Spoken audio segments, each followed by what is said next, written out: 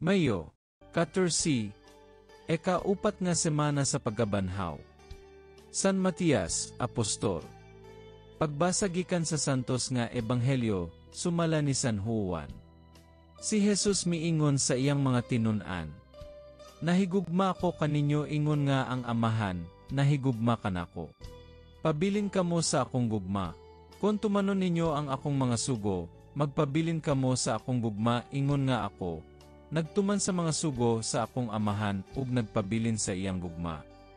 Gisultihan ko kamo niini aron mabatonan ninyo ang akong kalipay ug mahingpit ang inyong kalipay. Kini mao ang akong sugo. Paghigugma ay kamo ingon nga ako, nahigugma kaninyo. Ang labing dakong gugma nga ikahatag sa usa ka tawo ngadto sa iyang mga higala mao ang pagpakamatay alang kanila. Kamo akong mga higalakon, buhaton ninyo ang gisugo ko kaninyo. Dili ko na kamo tawgon nga mga sulugoon. Kay ang sulugoon dili, mahibalo sa gibuhat sa iyang agalon.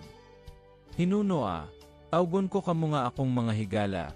Kay gisultihan ko man kamo sa tanan nga nadungog ko sa akong Amahan. Dili kamo maoy nagpili kanako. Ako ang nagpili kaninyo. Ug gipili ko kamo aron manlakaw ug mamungag daghang mga bunga nga molungtat. Busa ihatag kaninyo sa Amahan bisag unsay inyong pangayoon kanya sa akong ngalan. Kini mao ang isugo ko kaninyo, paghigugma ay kamo. Ang ebanghelyo sa Ginoo. Dayon ikaw o Kristo.